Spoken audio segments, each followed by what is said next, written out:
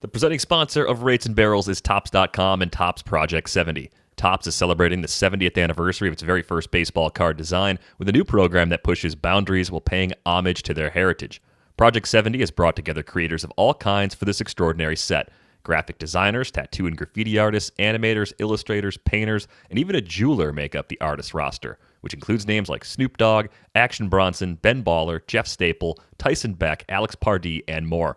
Each artist will select their own MLB players and Topps designs from any year to craft a unique story. Ever want to know what Mike Trout would look like in a 1970 Topps design? Or how about Fernando Tatis Jr. in a classic template from the 1980s? Now you can. 3 new cards launch daily all year long on Topps.com and are only available for 70 hours before they're gone for good. And while you're there, be on the lookout for special cards. Head to Topps.com to learn more about Project 70 and to check out which cards are live right now. Welcome to Rates and Barrels, brought to you by Topps.com and Topps Project 70. Check out Topps Project 70. Some awesome cards are up right now over at Topps.com.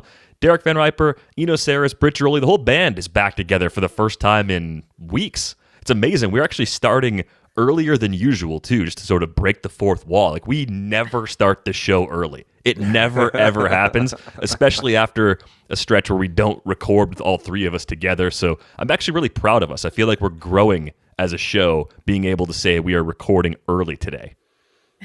Yeah. We've been everywhere, man. Yes. I know. I mean, I just missed you guys. So I take all the blame for the early banter because it's been way too long without, I mean, I have been listening, but it's way too long to not hear my own squeaky voice in these Rates and Barrels podcasts. How is Alaska? Amazing. You see the moose behind? I mean, the deer behind me? Brought it back. Full circle. I like that's the best backdrop, really, I think, that I've seen for anyone at the Athletic, Brit. Dead animal. Very well done. Very well done. Well, thank you. Lots to talk about on this episode, of course, the never-ending saga. Can we call it a saga of sticky substances and the impact that is having on the game? It's something we've talked about on this show going back to the fall. I think Eno started writing about it in September, October of last year, and now it's reached the point where everybody has decided enough is enough. Major League Baseball needs to do something about this. So we're going to talk about actual solutions and what the enforcement might look like and which players might be most impacted by some changes to the rules actually being applied. We're also going to talk about a few other interesting storylines. Marcus Semien, perhaps the best free agent signing value-wise of last winter. He's off to a fantastic start in Toronto. And then we'll take a look at the Arizona Diamondbacks as a clear seller. We're going to take Diamondbacks, we're going to put them on other teams because that's the only way to make the Diamondbacks interesting right now, guys. So I want to start, of course, with the lead story, the sticky substances. I want to know, how will enforcement actually be carried out? Because I have the fear that we're going to have all these breaks in the action where umpires are going up to pitchers and checking them out like UFC fighters before a fight, where we're checking forearms, and we're checking behind the ears, and we're doing all this stuff. Like the TSA pat down is going to be part of the ritual every time a pitcher comes onto the field. Is it going to be like that in actual practice, or is it going to be some other way that this actually starts to get enforced?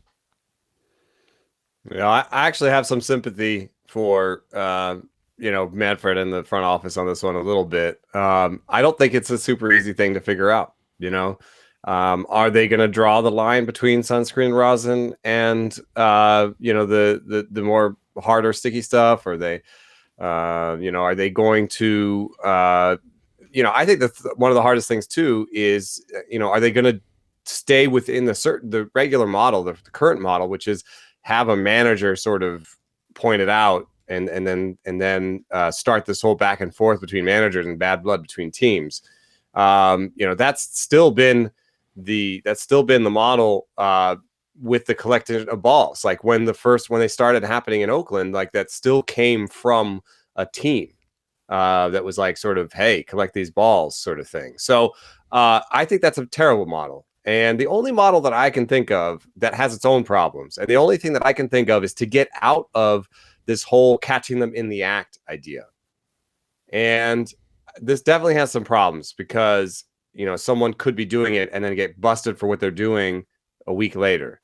And so somebody could get really mad about that. But my theory or my proposition is this: collect the balls. Maybe collect them randomly. Maybe just collect 10 balls every game. Just say, we're going to collect X amount of balls every game, and we're going to test them. And if your balls show up in 2 straight appearances or 3 straight appearances, or 1, then boom, 10 games. I mean, that's the only thing I can think of is to link it to the ball, look at the ball. They've been looking at the balls. They know from looking at the balls that there's a lot of stuff going on. And that way they can also be like, this has sunscreen on it. We're not going to be that mad about it. This has, and from my reporting, it's not even spider tack anymore. So that's the craziest thing is that it's beyond spider tack. So they'll be like, this has some new, this has some rocket fuel on it. I think we got to pop this guy. And last thing, spin rates have been going down around the league, especially among a certain handful of really high spin rate stars. If you want to look around, you can find it pretty easily. There's a couple guys on the Brewers, Dodgers, Yankees that have had pretty large spin rate decreases. I've seen some pushback from some writers that these aren't big deals, but I'm sorry, 85 to 100 RPM is a big deal to me. It's over a standard deviation of difference. It's around the order of effect that we're seeing from these sticky substances. If you drop 100 or more RPM, it was a little bit complicated for Aroldis Chapman last night because his velo was also down. So I'd have to look at RPM versus velo. They're linked. But he was down 200 RPM. So, if it's 100 or 200, I'm paying attention. So there's been a certain amount, I think, of people trying to kind of stop using a little bit or weaning or something because we've seen some RPM go down around the league already. So there's a certain amount that just happened by them saying, we're going to do this. Yeah, and I think the thing that really has struck me is that in Britt's piece earlier this week, I didn't realize teams were employing actual chemists at this point to make their own substances. I thought this was more of the clubby is just messing around with all the random ingredients around the ballpark and trying to get something that works. But we've reached the point where people who specialize in this stuff are on the payroll trying to craft the perfect substance. Yeah, it's getting out of control. But to be fair, you give teams an inch, they're going to take a mile. It's, I agree with it's a tough spot for MLB to be in, but I don't have any sympathy because they created this position by ignoring it. Trevor Bauer, wrote this article in 2018 with Trevor Bauer where he talked about this. They waited and waited until it blew up in their faces. And to me, the fact that it's tough now to enforce, I don't feel bad. I mean, of course, teams were going to look for the best sticky stuff they possibly could. Of course, they were going to start giving it to their minor leaguers as soon as MLB said, hey, we're going to look for spin rate jumps. I mean, teams and players historically have always been a step ahead of the league. And it doesn't surprise me that they're ahead of them as well here. And the craziest thing to me here, guys, is that MLB sends a memo in March. They said, we're going to start looking out for this pine tar, this sticky stuff, whatever. And the players basically threw the letter in the trash because what rule have they enforced? Okay, remember pitch clock? Players said no, so they didn't do it. Remember the week where the hitters had to keep their foot in the batter's box? Did that even last a week? So if you are a league and a commissioner that doesn't enforce rules, and there's never been retribution for players, because let's keep in mind the Astros players, nobody ever got in trouble, right? So if you do that, how would you think that just sending a memo is going to be enough for guys who are making millions of dollars and getting record contracts using this stuff? Or all of a sudden you'd be like, you know what? The league sent a memo. I'm scared. No one is scared. That was the whole point. Yeah, there was also, they pushed back a little bit and be like, in 2020, we told the managers to tell the players to chill. I know, I'm not sure that every listener knows this, but I know that that Manfred knows this, that the manager if you're like in a corporate situation, the manager is the Uber boss. I know the GM is technically the Uber boss, but GM is actually like the CEO of the company. If you like have a corporate situation, an Uber boss is like your boss's boss. You know, it's not maybe like the president or the CEO of the entire thing, but it's like the regional manager or whatever it is. It's the boss's boss, right? That's the manager, right? So you told the boss's boss to say something. The boss's boss is not hanging out in the workroom. The boss's boss is not, in like taking breaks and having cake with you, right? The boss's boss has no idea who takes like 3-hour poop breaks. You know what I mean? The boss's boss is like, okay. And then like he sends out a memo of his own or something, right? Or like he like mentions it at a meeting or something. But he's out of like the manager is like the big guy. You'd have to tell is the pitching coaches. And the only thing that I heard from pitching coaches about this was once they got the memo, they stopped putting the smorgasbord out. They stopped having the smorgasbord of different like things you could put on your fingers out in the bullpen. They, the charcuterie, they put away the charcuterie plate, and they were kind of like, chill out a little bit. You got to do it on your own. I'm not getting in trouble for this, but that none of them was like, stop. And my issue with that is, MLB, and I had heard the same thing. Oh, back when we had Chris Young at the commissioner's office in 2019, we said, don't you guys want to stop? And everyone said no. And it's like, well, it's already a rule, so you don't need anybody's permission to enforce a written rule. And as I was saying with the bluffing by the commissioner's office, now we find out that all those balls that they took for research, nobody's getting punished. So they sent a memo out that was bluffing. They started collecting balls hoping to scare guys, and players did what I said. They realized that, this isn't real. They're just trying to scare us. And that's true. So if you've been cheating now, we're in mid-June, you still have those great stats. You might have a dip in the second half, but you're still going to have a good year. So what are we doing here? I think Manfred really wants to be liked, even though he's not. It seems like everything he does has the opposite effect. And for here, it's like the players don't need to like the commissioner, but they need to respect the commissioner. And right now they don't respect the commissioner because he never does what he says he's going to do. And I don't think asking is a great way to do it because, I saw Brandon McCarthy actually had a tweet about this that was pretty cool. It was like, if you're asking people inside the game about the game, they are so wound up in it that they're doing mental gymnastics to make their own behavior better, and they don't always have perspective from outside the game. They don't have perspective on everything. They kind of have the perspective of like, every day I do the best to win, right? That's kind of their perspective. And so, for example, if you ask hitters, they still kind of believe this handed down idea that it's for grip, right? And the only hitters that I've talked to that are really mad about it are hitters that are forward on tech and data. So you hear Josh Donaldson talking about it, and you'll hear people that my sources talking about it. And those are the guys who, hang out in front of the Rapsoda, the hit tracks, and so therefore know, oh man, when this guy throws that with that stuff on, it's 500 RPM better. And I know that's hard to hit. So, I feel like asking a bunch of hitters that are like, oh, it's okay, it's for grip. I mean, like, come on. Yeah, that's what it was like 20 years ago. Yeah, totally agreed. Different time now, of course, given how much things have changed. But I think the hard thing here is that even if you find the way to enforce this correctly, and I think the problem with the random sampling of balls too is that if one of my baseballs comes up and tests positive for having some combination of goos and potions on it, I can claim that someone else touched that ball, right? I mean, Yadier Molina was our example, I think, last time we talked about this. It's the age of Hawkeye, man. There's literally a bird's eye on the field that can track everything. They could probably be like, here's the video of that ball. Like they could select the one ball that was just touched by the pitcher and I guess the catcher. So maybe you can suspend catchers too for doctoring the ball? Or do a timestamp. No, I mean, there are balls that the umpire throws to the no, there aren't. Usually the umpire gives it to the catcher to throw out. Sometimes the umpire throws it directly to the pitcher, though. Maybe that's a slight rule change you make and be like, hey, umpires, throw out the balls. That's a good idea. I mean, I think the crazy thing here too is people kind of assume it's pitchers versus hitters. That's not the case. Multiple pitchers have complained about this.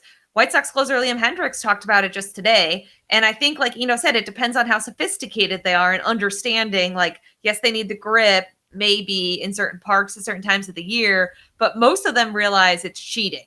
And if they can pick glue strands off a baseball, something is not right, right? So I think the whole like hitters versus pitchers, MLB's trying to create this big like, rift between the players before you get to the new CBA. I don't really think MLB, one, is that sophisticated, and two, I don't think it's as clear cut as hitters versus pitchers, because many pitchers want this solved. Guys are like, you know what, this has gone too far. So I don't buy in too much of the Pete Alonso conspiracy theory. I don't know how you guys feel there, and I don't buy into the conspiracy theory that they're trying to get the players not mad at each other, both sides, before the CBA. But it's a benefit if the fans are mad at players. It's a benefit. It's a benefit if fans are, yes. But I think the players are smart enough to realize, like, hey, we can just push that to the side if people disagree. We've got bigger fish to fry here. Yeah, I think if the CBA came up and they tried to use that as something, they'd be like, let's swim move past that. We'll deal with this later. Like, this is not. Nope. Pine tar's off the table. We don't really care about it enough to make this some sort of leverage for you.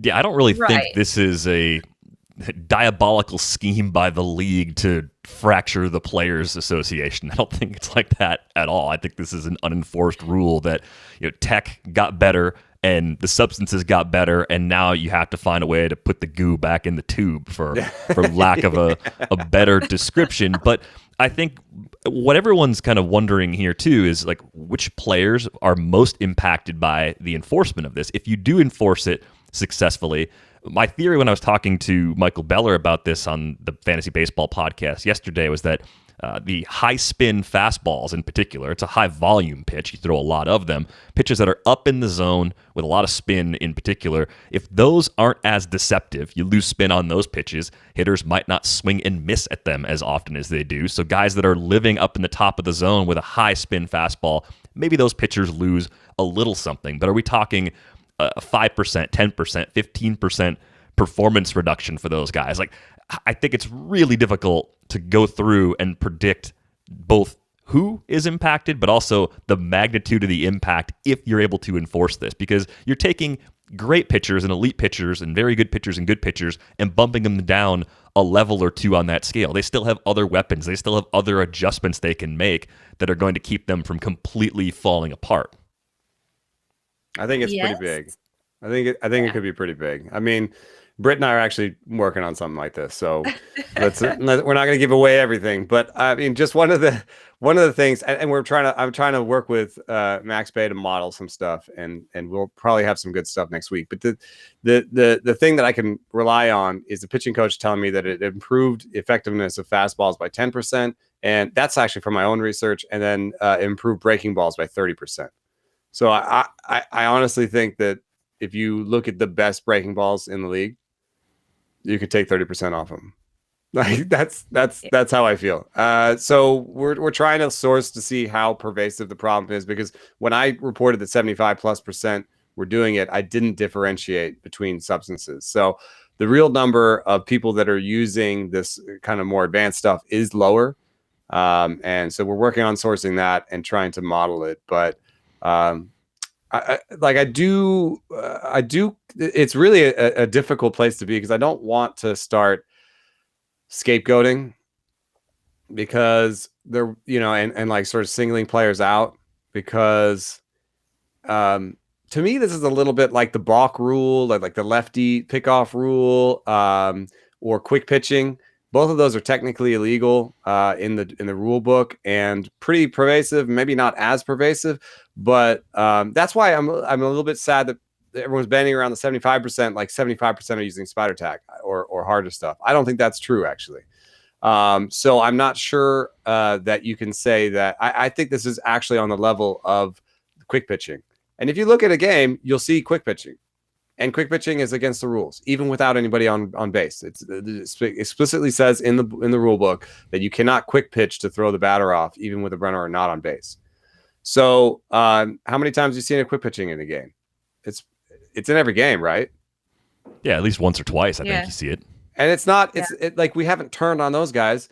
and we're not singling out quick pitchers, and we're not like lock Johnny Cueto up. You know what I mean? Like, so let's not. I know it's interesting to our fantasy listeners, and so I would peruse the top spin rate list because that's an easy place to start. And there are a few names that are there for multiple pitches, too. Trevor Bauer, Walker Buehler, Corbin Burns, Dylan Cease. I think were a few that we talked about on the fantasy show yesterday. So you will find some common threads. Tyler Glasnow, I think, was on there, too. Glasnow, there's a spin jump immediately when he got to Tampa Bay. Like, just like it right away. Like, it's like, okay, they fixed him. But what all did they do, right? It wasn't just any one thing that they did. So that's another thing, right? Like Bauer had obviously like a leap forward, but he's like a notorious tinkerer that like adds and subtracts pitches. So like I'm uncomfortable saying that every part of what Bauer did had to do with pine tar, you know? Yeah. And I also have a problem with the gotcha game, like watching the Garrett Cole press conference. Like, are we just going to out some of the league's best players now for doing what the large majority are doing? I think that's why you saw Pete Alonso talk about the baseball, because I think players think there's a big faction of people, not just players I've heard from, who believe if the ball had stayed the same, we would be years away from getting to this point, right? Like, guys were using spider tech and other stuff in 2019. We just didn't have the baseball we have now. So we handed very sophisticated cheaters a better instrument in a deader ball, in higher seam, better movement ball. And so we made and it. now we care because of all the no hitters and you know. Yeah. Now it's out of control. Well, nobody won our pool, so things have cooled off a little bit on the no hitter front. So I think that's a step in the right direction. I got a little close to Shane Bieber. You did. You had both sides of that game too, so it was the right place to be. Britt, have you ever used spider tack? You lift heavy things. Oh, that's right. Okay, so I've heard of it, but like you don't really need it in powerlifting. You need it to hold on to odd objects like Atlas stones. Yeah, the slick stuff. It's serious. Guys like rip their biceps and stuff using that kind of stuff because there's a reason why your hands can't grip it. Like your muscles can't support that. Right. So I would have never thought, and I talk to so many people now that are like, I bought spider tack just to see what it's like. Like that guy is making a killing. You know who's winning this scandal? The spider tack guy. He's definitely That was a great story though with Nesbitt. Nesbitt wrote a great story about it. You should check it out. The guy's like, what? They're using it for what? Yeah. Like, why would they do that? Oh, okay. Yeah, sure. Oh, and Nesbitt found a bunch of like Reddit. I think he went on Reddit or something, or was responding to comments. And someone said, "Can I use this for pitching? Or is this detectable? In the pitching environment or something?" And he was like, "Well, until a couple of days ago, not at all detectable. Now, totally detectable." I almost bought a tin of it to put in my backdrop, but I decided to save the $15 and I don't know if Carson listens, but follower and listener, I think Carson also is a sort of men's league player that records himself throwing and hitting and stuff. And he just used Stickum. He sent me some high quality video and audio of him throwing with Stickum, and you could actually hear the ball coming off. So I had a pitcher push back on that comment in Britt's piece, being like, "You can't hear the ball coming off." Yes, I don't know, man. If that pitcher is listening, I could hear this ball coming off that guy's fingers. So, and there was even that came up in MVP Machine, Sawchik and Lindbergh's book, where they said that with the craziest stuff, you could actually hear it coming off his fingers. And that was Matt Daniels, a pitching coordinator for the Giants, that was doing that. So yeah, this stuff is everywhere. You tell that pitcher, I heard that from multiple people, like more than one person was like, you know what, you can actually hear it rip out. And if you think about spiders, it doesn't surprise me at all. You can hear it like ripping out of their hands. Especially. And we definitely had a rise in blisters around 2015, 2016. And we just played a game with no fans. So absolutely, I believe you can hear it. Oh, right. Yeah. That was totally quiet. Yeah.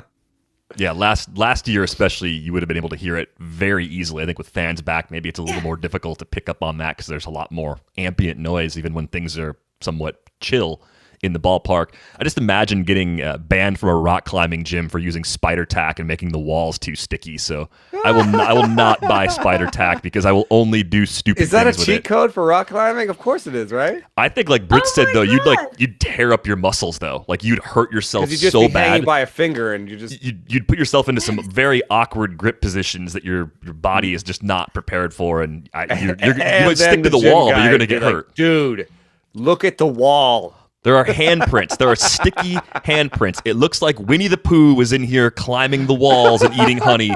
Knock it off, you jerk. Oh my God. I just had a brain fart. That free solo guy, what if he cheated? I mean, I think most people who do awesome things have probably deceived us a little bit. The free solo guy used spider tack. Yeah, that's the thing is like, I guess fans don't understand like why these guys cheat, because even if you get caught and punished, it doesn't undo what got you here. Like Lance Armstrong, that guy still made millions of dollars. Right. He's not destitute living on the street. I just finished reading this great book about Steve Cohen and how he got investigated for his hedge fund, all those shady practices. He paid millions, hundreds of millions of dollars in fines, but he's still rich. So there's no, until like these people's lives are ruined by cheating or skirting the rules or getting. I mean, it'll never happen. But area. Contracts. What if the contract was revoked? Yeah, won't happen. But if there were real consequences, you wouldn't have prevalent cheating like this. It's pretty obvious, I guess, at this point. But here we are. Think about all the quarantine purchases you made. Maybe you bought that 10-gallon drum of spider tack. I wanted to, but I didn't. Maybe you bought late-night pizzas or late-night tacos, or maybe you signed up for some online training. Maybe you signed up for Peloton and then ghosted your trainer after 2 weeks. No matter what you bought, there was one really big purchase that probably dwarfed them all: insurance. Americans overspend on car and home insurance by billions every year. That's money you could have spent on more retail therapy, more spider tack especially. That's where the Zebra can help you. The Zebra is the nation's leading insurance comparison site for car and home insurance. In minutes, you can compare policies from every major provider for free, all on one independent marketplace. After a few quick questions, the Zebra pairs people with the right insurance company for them, helping everyone save time and money. Buy online or over the phone with one of their licensed insurance agents. And there are no hidden fees or fine print about your personal information. Make sure that insurance is your smartest purchase yet. Visit thezebra.com/rates to get your free quote today. That's thezebra.com/rates. Look, no one's perfect. Even the best baseball players strike out with the bases loaded. The best golfers sometimes three-putt with the tournament on the line. So if you feel like you come up short in the bedroom sometimes, it's perfectly okay. And if it's bothering you, there are options. Go to getroman.com/rates now. With Roman, you can get a free online evaluation and ongoing care for ED, all from the comfort and privacy of your home. A U.S. licensed healthcare professional will work with you to find the best treatment plan. If medication is appropriate, it ships to you free with 2-day shipping. The whole process is straightforward and discreet. Getting started is simple. Just go to getroman.com/rates and complete an online visit. Take care of your ED without leaving home. Complete an online visit today to connect with a doctor and take care of it. Go to getroman.com/rates now to get $15 off your first month. Look, there's a straightforward way to take care of your ED. getroman.com/rates. Get started now to save $15 on your first month of treatment. All right, I want to talk about Marcus Semien today because I was looking at the WAR leaderboards, as I often do. It seems like a daily activity in my house. It's at least a multiple times weekly sort of thing that I'm doing. Marcus Semien is on track for another really like 7-ish win season. We saw it back in 2019 in Oakland. And I think when Eno and I were talking about the season after that one happened, it was all about how Marcus Semien played every single game that season. He maxed out volume, and it was year-over-year improvement where the K rate kept coming down, the walk rate crept up. And he just took all of his skills and consolidated them with maximum playing time in the year of the rabbit ball. And there was nowhere for him to go but down. And here we are 60 games into 2021, and he's putting up another season at that level on a 1-year deal for $18 million, no less. So we keep talking about the upcoming class of free agent shortstops. Semien, of course, moved to second base when he signed with Toronto. I think he's going to be of value again relative to some of the other longer-term deals that are going to be signed, right? He's going to be 31 during the offseason, but I would imagine there's going to be a handful of teams that miss out on Corey Seager and Trevor Story who see Semien as a clear upgrade for them at shortstop this winter.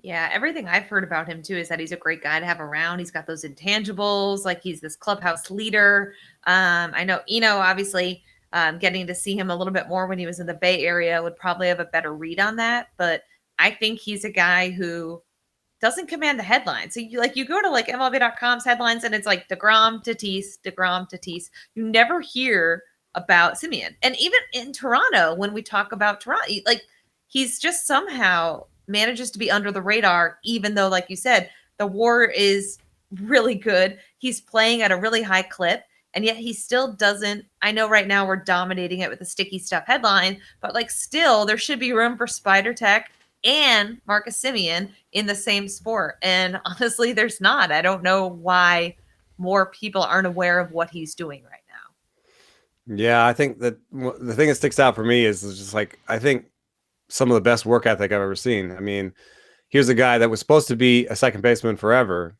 and he just worked his way into being a shortstop.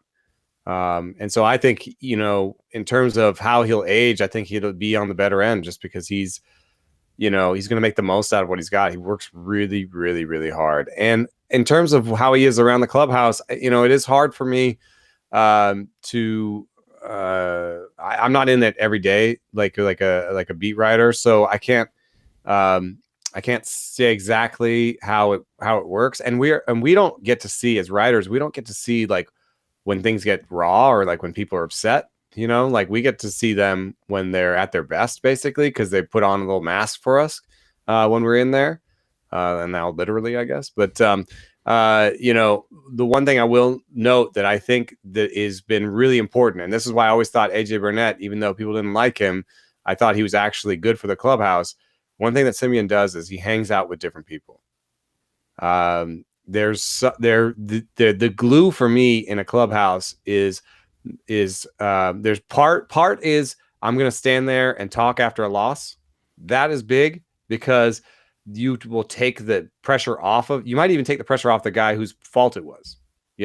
Sometimes Marcus Semien will stand there and answer questions about a blown save just so that the blown person who blew the save didn't have to talk about it. You know what I mean? And so that's something he does, but also just going around and hanging out with the different people sort of brings people together. So, I've seen him playing soccer with the Latin guys.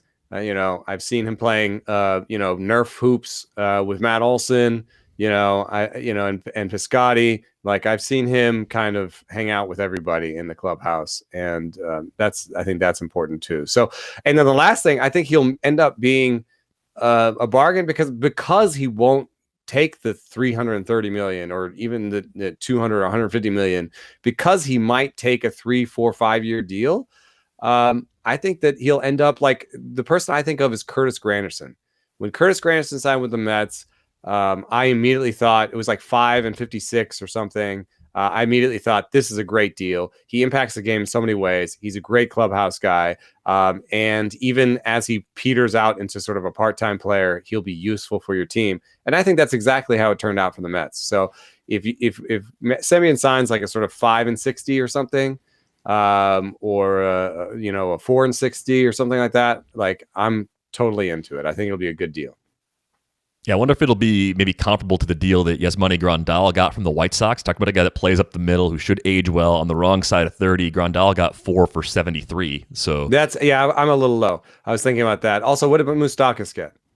About the same, like 4 for 60, 4 for 65, something like that. Yeah, I would go, 4 for 80, I think would be fine. 5 to 80, something like that, I think would be fine. And I think it'll be a good deal. I think it'll be better actually than those other ones because Grandal's a framer and we might get robo-ump soon.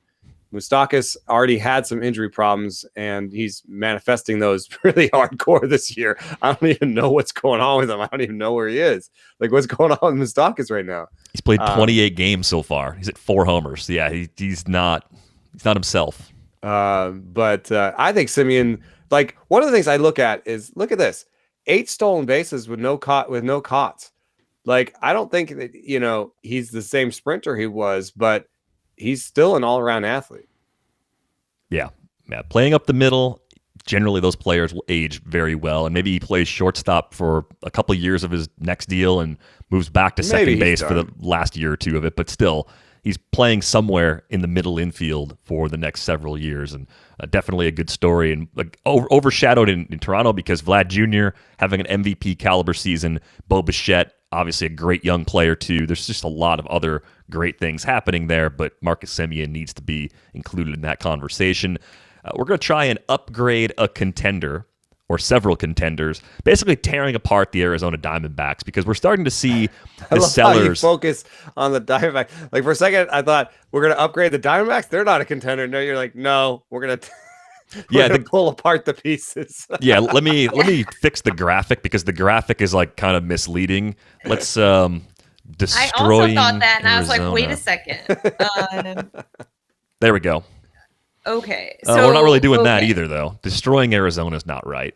Just upgrade a contender. D-backs. Because the Orioles, that's what I thought too, that we were taking apart teams that can now be farm teams, right? Essentially for other teams. Yeah, so we're going to dismantle the D-backs. That's what we're going to do right now.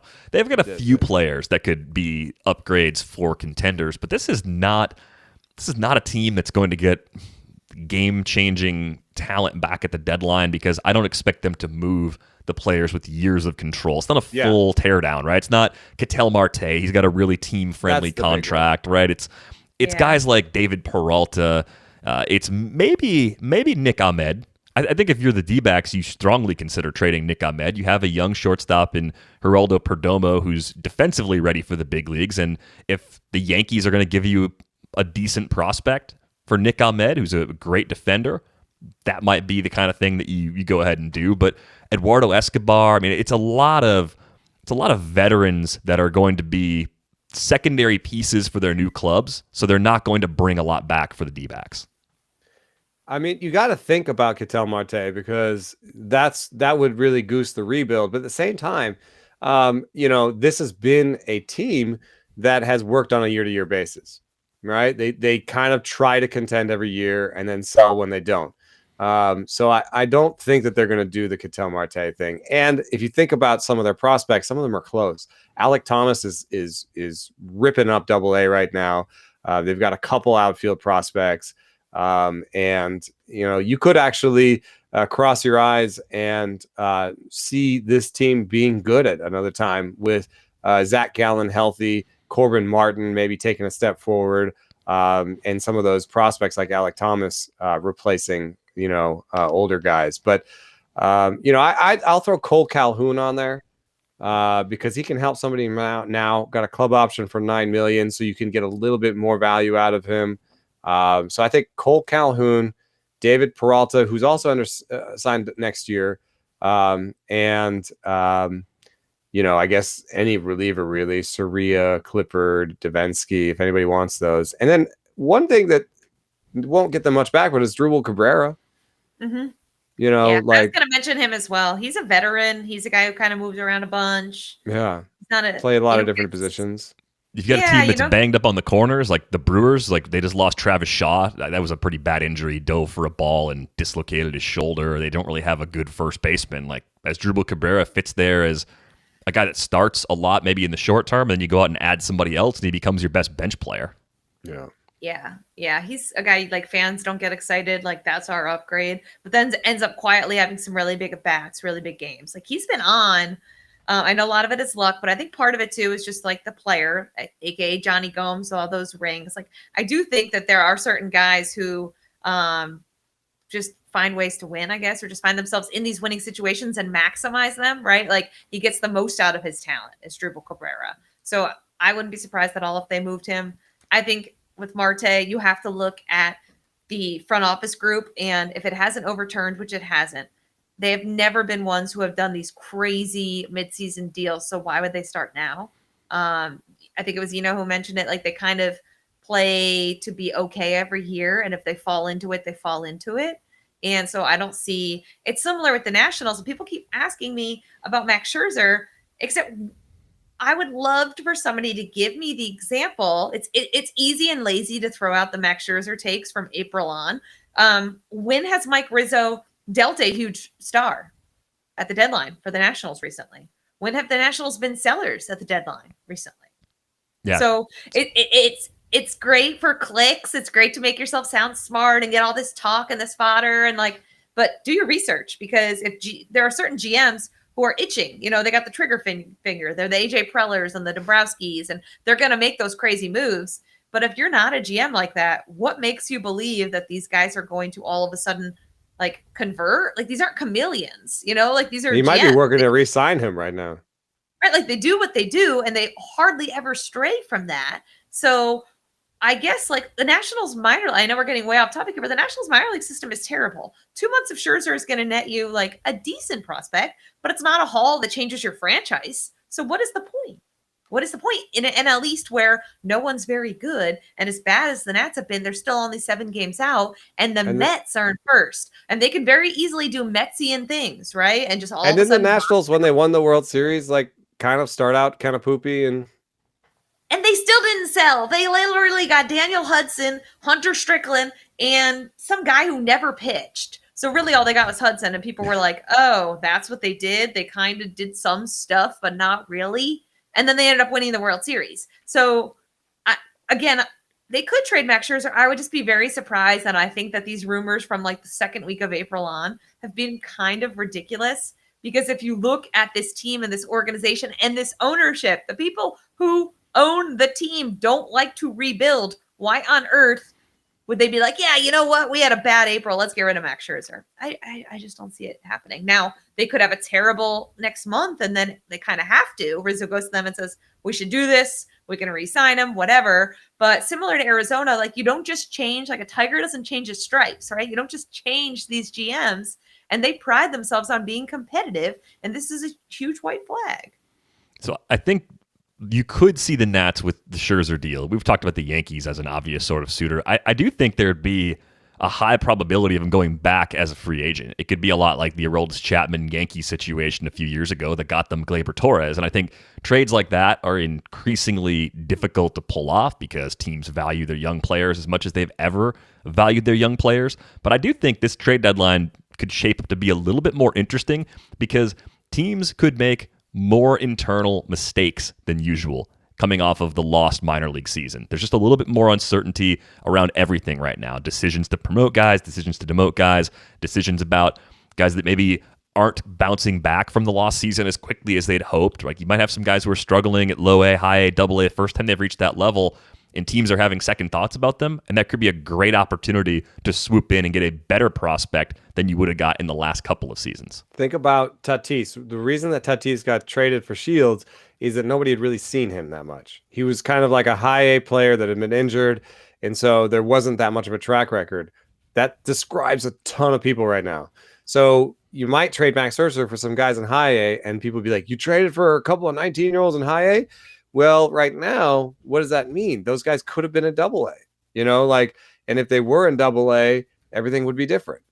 So, that you're definitely right that lost season, I think, does allow for some arbitrage. So I would expect a lot of like A-ball players to get traded and a lot of people to be like, who?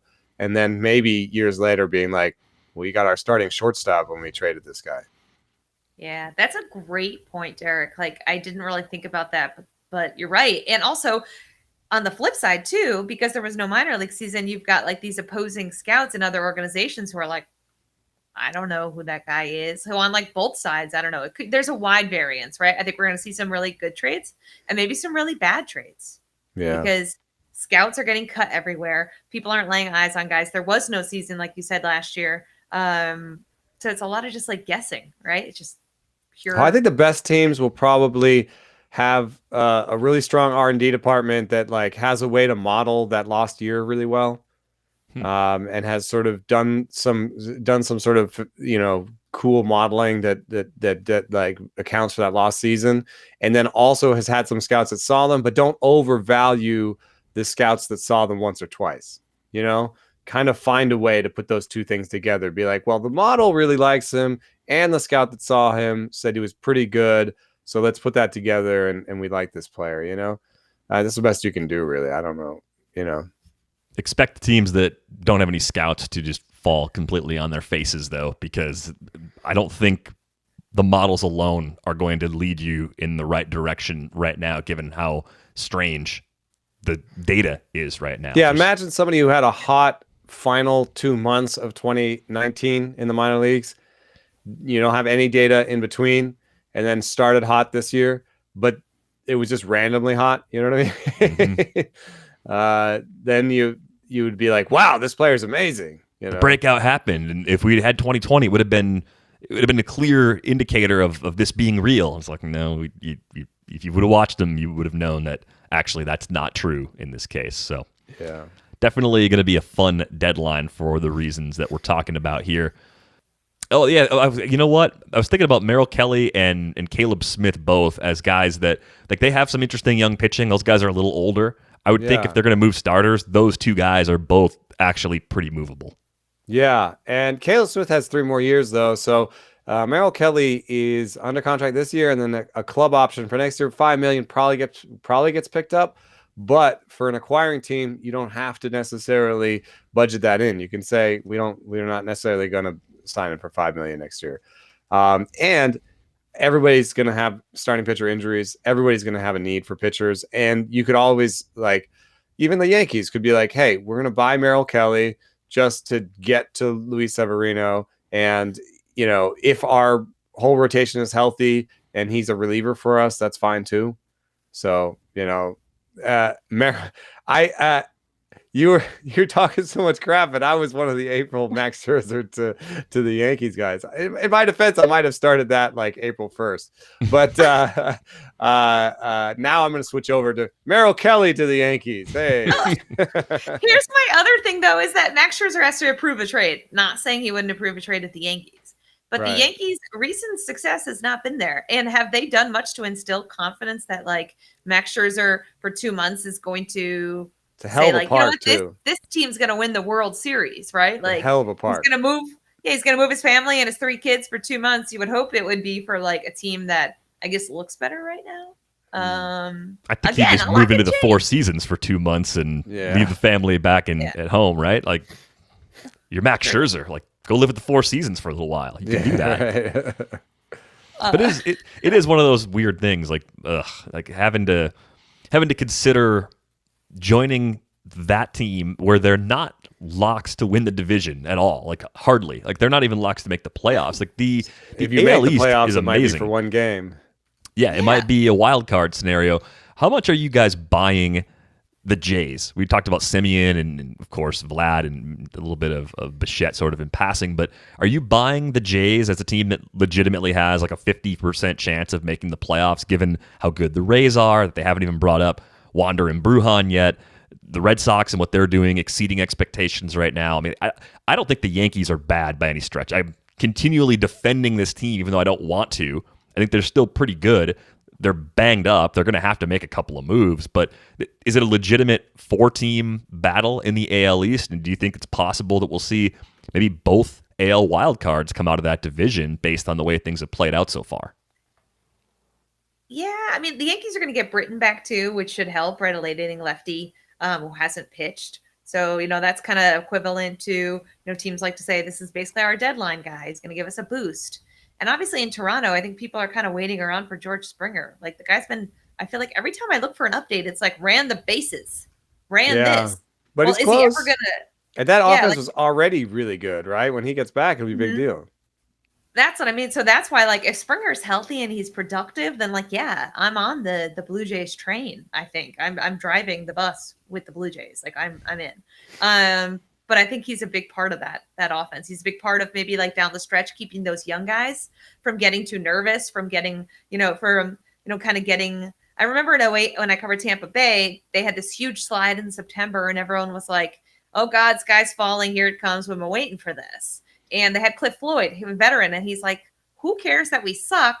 We're gonna get it right here. I've been on teams that have sucked 2 weeks before the playoffs. We're going to get it right here." And I think having a guy who's been there, like Springer, who's been in these big games, who's been through this with these Houston Astros teams, I don't think that shows up anywhere in the box score, but I think it matters to say to, Vladdy Jr., to say to Bo to Bichette, to get these guys where we can beat the Yankees. We're in front of them. We don't need to all of a sudden pee down our leg in September when we get swept. I think you need somebody like that. So to me, having him part of that team and having him healthy is a big deal. Here's maybe a stupid question, but if the Red Sox stay up really high, and we know their lineup's been good, and I will admit I'll eat a huge thing of crow on the Red Sox. They've been way better than I thought they were going to be.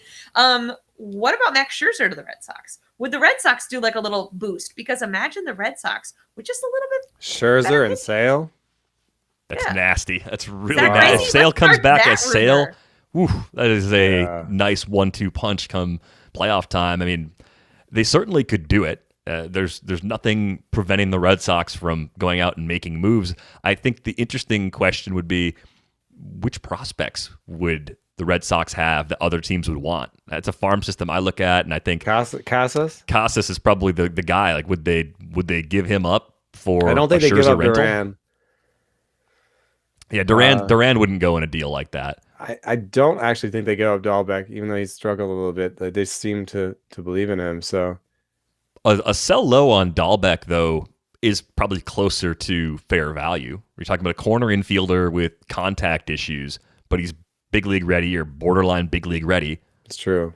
The Nats have a need. That sort of thing is fairly available. There's teams that would not care to acquire Dahlbeck at all. I think what's also interesting about the standings right now is that I think that the two wild cards will both come out of the AL East, and that a good team won't make it.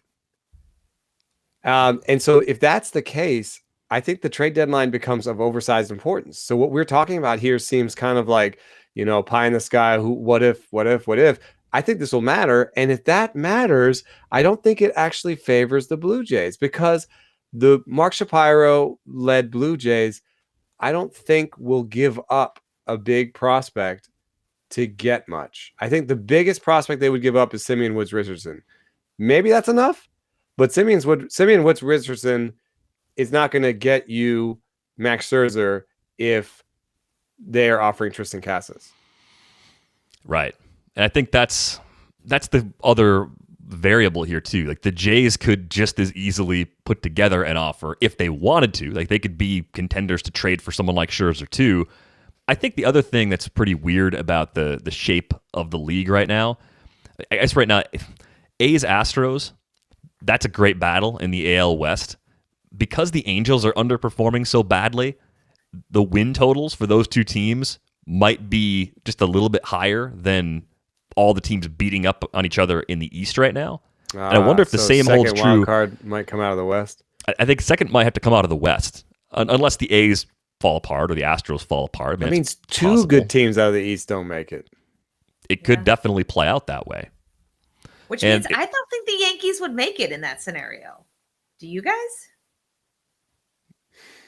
I love Alek Manoah. I did want to bring up Alek Manoah Stuff Plus just because people find that interesting. He was way crazy in his first one, but people get an adrenaline boost, and I've actually looked at it. You get about an extra mile per hour on your fastball in your debut. And so, his fastball has fallen off since then. However, in his third, and so he had like a really bad second start, and Stuff Plus actually tracked that. But in his third start, he settled in as a guy who has three above average pitches. So I actually believe in Alek Manoah, and I think that Manoah Ryu is good. I don't know about the rest of the rotation. That might be the thing that keeps them from getting there this year. That's what I'm saying. I believe in the lineup hardcore, but and I just don't believe that Shapiro is going to spend to get it. So then it puts a lot of pressure on Nate Pearson, who has pretty poor command. So Pearson has to get healthy and get command and come up and be useful. And that's a lot of sort of ifs for me. So I'm guessing the Blue Jays miss out.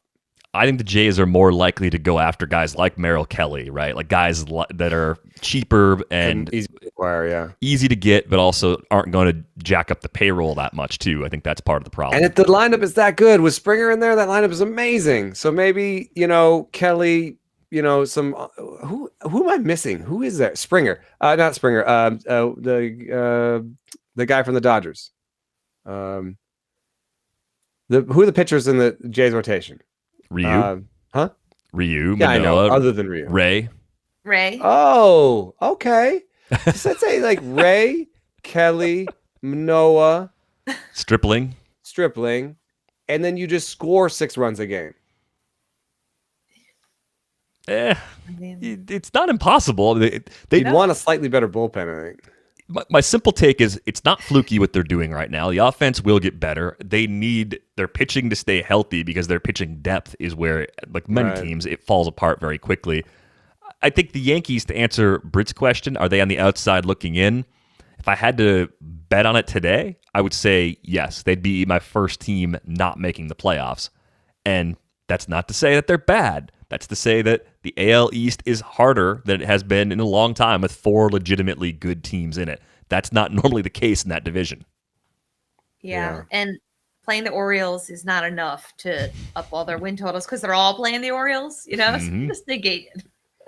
Yep, they all get those swipes at the Orioles, so, Yeah. But Yankees fans, I'm sure, can just be miserable because that's what they love to do. We deconstructed Arizona, but I feel like the Orioles in John Means, Trey Mancini, and then trade rumors had a good one today with Paul Fry could actually be a team that helps another team if they're willing to try. I don't know. I go back and forth with it. Like, you have to make trades with no emotion in it, but are you going to bring back Trey Mancini a year after he overcame colon cancer, and then you're going to trade him? I don't think so. I think they want to feel like they're building towards something. The only guys, it's amazing too, the way the payroll is done. The only guys that are not under contract for next year are Michael Franco, Matt Harvey, and Freddie Galvis. I could see somebody picking up Galvis for utility and Matt Harvey for the pen, maybe. But you'd have to come to the Orioles with some actual prospects for the rest of them. If you're the Orioles, you better give us proof of concept of Matt Harvey as an effective reliever before anyone's going to make that trade, though. That's true. But maybe Orioles should put to the pen just to show him off as a reliever. The old Pomeranz trick. Yeah. What kind of bothers me, though, about the Orioles not trading Means and Mancini is they're not going to be good next year. So are Means and Mancini going to be part of the next good Orioles team? Oh, I don't know. DL Hall, and people say Grayson Rodriguez is the best pitching prospect in baseball. Like, what if those guys do hit and you've got Means, Hall, Rodriguez in the rotation? It's the rotation that really needs the most help. Well, they pitch at Camden Yards, and they've had a really long track record of not developing guys at Camden Yards. And also, 30 seconds ago, we just talked about how stacked the AL East is. That's right. None of these teams are built to bust, right? They're not like full of veterans where they're going to go off a cliff next year. These teams are up, and like I would say, the Yankees are looking kind of old. They're teetering. Yeah, I would say Toronto, up and coming. Boston, up and coming. Like, I would say these teams are not teams and the Rays always every year. So Rays always up and coming. Right. If the Orioles are better, I still are. Again, I repeat my question: are Trey Mancini and John Means part of the next great Orioles team? I would say probably not. I mean, Mancini they only got 2022 as well. Means would be what, 2024, 2025? Like he's got a Means while. Could be there. It's possible. Yeah, Adley Rutschman, young pitching. Terrible to trade back player of the year. Yeah. And you may not even get that much for Mancini. I mean, he's still kind of a corner infield bat. Yeah, I think that's the other problem. You might not get the impact guys, or you might get guys who are really far away, so you're kind of just prolonging that core. You want to do it right if you're the Orioles, because the quality ahead of you is legit. I think that's something we all definitely agree on at this point. We're all trying to eat better, but healthy breakfast doesn't have to be boring. Magic Spoon has the amazing flavors you love, but without all the bad stuff. 0 grams of sugar, 13 to 14 grams of protein, only 4 net grams of carbs in each serving, and only 140 calories a serving. It's keto-friendly, gluten-free, grain-free, soy-free, low-carb, and GMO-free. And you can build your own custom box with available flavors, including cocoa, fruity, frosted, peanut butter, blueberry, and cinnamon. Go to magicspoon.com/rates to grab a custom bundle of cereal to try it today. And be sure to use our promo code RATES at checkout to save $5 off your order. And Magic Spoon is so confident in their product, it's backed with a 100% happiness guarantee. So if you don't like it for any reason, they'll refund your money, no questions asked. Remember, Get your next delicious bowl of guilt-free cereal at magicspoon.com/rates and use the code RATES to save $5 off. Thank you, Magic Spoon, for sponsoring this episode. Baseball season is in full swing with fans heading back to the ballpark and a full slate of games every night between now and October. Things are starting to feel a little more normal with America's pastime. The Athletic and BetMGM want to bring you even closer to the game we all love. Right now, listeners of this show can bet $1 to win $100 plus get a free year of The Athletic. You heard that right. Place any $1 bet and get a full year of The Athletic plus $100 from BetMGM when you win. Great sports writing plus extra dollars in your pocket, a total win-win. To take advantage of this offer from The Athletic and BetMGM, go to betmgm.com/athleticmlb. This offer is for new BetMGM customers only, and winnings are paid in bonus dollars. That's betmgm.com/athleticmlb. Visit betmgm.com for terms and conditions. Must be 21 years of age or older to wager. Colorado, Indiana, Iowa, Michigan, New Jersey, Nevada, Pennsylvania, Tennessee, Virginia, or West Virginia only. Excludes Michigan disassociated persons. Please gamble responsibly. Gambling problem? Call 1-800-522-4700. In Colorado, Nevada, and Virginia, 1-800-270-7117 for confidential help in Michigan. 1-800-GAMBLER in New Jersey, Pennsylvania, and West Virginia, and 1-800-BETS-OFF in Iowa. In Tennessee, call or text the red line at 800-889-9789. If you or someone you know has a gambling problem and wants help, call 1-800-9-WITH-IT in Indiana. Promotional offer not available in Nevada. All right, we had one other question that came in that I thought was pretty interesting for today's show, and it's about the idea of parks changing based on the time of year. Question came in from Jerry. Jerry writes, on a recent pod, you noted that Baltimore in the summer could be a tough place to pitch when discussing John Means, and I was wondering what other weather or seasonal effects you think about when looking at the matchups for your hitters and pitchers. Do certain pitches perform better or worse with increased heat and humidity, or is it just about stamina of pitchers? So maybe we take that second part of that question first. Are there certain characteristics of pitches that are impacted more than others when the weather starts to get hot, humid, sticky like it is in a lot of parts of the country right now? Yeah, I find this a fascinating question. I think it'll lead to some studies in the future, but I don't know that I've seen them already. One thing I can tell you is the velocity peaks in August, but so does offense, partially, I think, because the ball flies better in heat. So this is me guessing. I would guess that the later summer favors stuff over command. Why would I guess that? Because if you get an extra tick, it's something that John Smoltz always said. He said in the postseason, everyone tries to throw harder and gets a little bit extra gas, and that favors stuff guys because they're used to just trying to overpower players and pitchers, and they've got good stuff, and so adding an extra tick is great. But it wasn't always great for Glavine, and it wasn't always great for, Smoltz agreed with me saying that, yes, he was the best option in the postseason on my podcast back in the day. I think that I agreed in the motion. The thing was that for Maddox and Glavine, getting an extra tick was not necessarily good news, that they knew how to shape and place pitches based on what they had. And so, bumping up to 94, 95 meant that the pitches ended up in different places than they expected, or they just weren't used to trying to overpower people. So if you look at it, the postseason numbers favored Smoltz over Glavine and Maddox, and I would assume that August is September a little bit like the postseason if they get an extra sort of half tick there. I feel like a lot of this bumps into the Al Melchior VMI and air density spaces too, where I need to kind of pick his brain and look a little more at how those things are changing in different parks, probably to greater degrees over the course of the year too, because I think that's the absolute most scientific way to break this all down.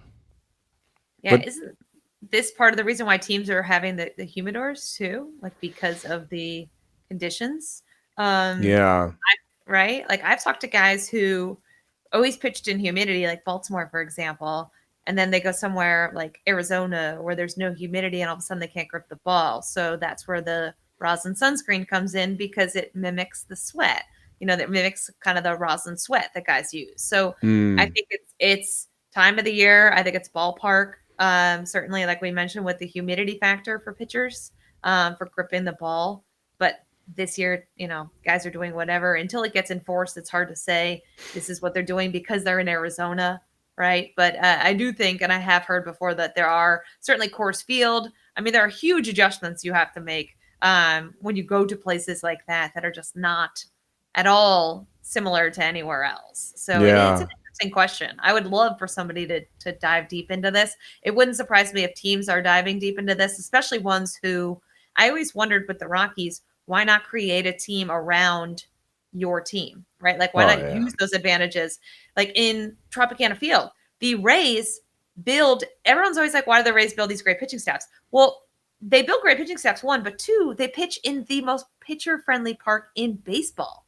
They pitch in climate control. The Trop is always shut. It's always 72 degrees. They have ample foul territory for them to be able to get more outs. Buck Showalter used to always talk about this, which is also fascinating. Park to park, the more foul ground you have, the better it is for pitchers, because those balls that are 5-6 rows out in other stadiums all of a sudden are in play. Outs. So Tampa Bay does a great job of, they never play home doubleheaders. They're able to stack. They're able to create their team around pitching because of their ballpark. And I think smart teams should follow that lead. Yeah, and it would be really important for teams that are going to acquire pitching, right? I don't think you'd want to do something like look at Merrill Kelly's August splits over his career. He's been very different pitchers. He's gone to different countries and pitched, I wouldn't just look at his August and September splits and be like, we shouldn't acquire Kelly. He fades in August. Which Kelly are you talking about? But if you could say pitchers with sinkers, they sink more in August and September. He has a good, he doesn't, but if you could say something about his arsenal playing up in August and September, then you could say, you could maybe line those up, be like, he has been good in August and September, and he has the type of pitches that play well in August and September. So, but the reason that it is going to be hard to study is, and Britt touched on some of these, like, I think there's a lot of things, moving parts in different directions. So I think pitches move more in humidity. And they go faster in humidity, so that's good for the pitchers. Another thing that's good for the pitchers is bats actually soak up the humidity. Mitch Haniger was in my bat piece saying that he weighs his bats, and as they soak up humidity and they get too heavy, he orders a new round of bats. So I would expect more bat humidors going forward too. And so that favors the pitchers, but the ball, once it's in the air, flies better in heat, so that favors the hitters. So there are a lot of sort of moving parts, but I'm not going to say that it doesn't matter, because first of all, we know that velocity peaks in August, so there's already something that's just very honking out there that tells us something is different. When it's super hot, July and August act differently. Oh, and the last thing that's kind of interesting is that batters don't swing as much in March and April, and they swing a lot more in August and September. So that might be meaningful for a certain type of pitcher that requires them to be swinging. More aggressive stuff. More aggressive hitters, yeah. Stuff. I think that favors stuff if they're swinging. Command artist, I think, doesn't want you to always swing, right? A command artist throws like a front door two-seamer. Doesn't want you to swing. It comes across the plate, right? Yeah. That's not something that like Thor. I mean, Thor actually has some command, but that's not something. What's a high stuff guy? That's not something Glasnow does. Mm-mm. Glasnow just wants to blow it by you. And so if you're swinging a lot, I think that favors Glasnow. I think that's a fair take. But yeah, a lot of other variables in play, because the parks themselves change from year to year and from season to season, sometimes by design of the team that we talked about before, but sometimes by cityscapes changing. Like that's always a weird building variable. Condos. So Nationals Park might be in the middle of changing. Didn't they? Last time I was at Nationals Park, they had like 8 buildings that were going up in the outfield. Am I right, Britt?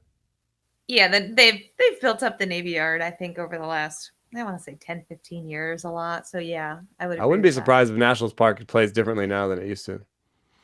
It's a great question, though. So thank you for taking the time to write, Jerry. If you want to send us a question, ratesandbarrels@theathletic.com is the email address. On Twitter, she's at Britt_Giroli. He is at Enoceris. I'm at Derek Van Riper. Before we go, get a subscription to The Athletic. We'd really appreciate it. $3.99 a month gets you in the door at theathletic.com/rates and barrels. Also, if you are listening to this show and haven't had a chance to leave us a nice rating and review on Apple Podcasts, we'd really appreciate that. If you dropped in there and gave us a 5-star review, don't let the haters win ever. Just drop in the 5 stars. It's a good way to support the show. If you haven't done that already. That is going to wrap things up for this episode of Rates and Barrels. We are back with you on Monday. Thanks for listening.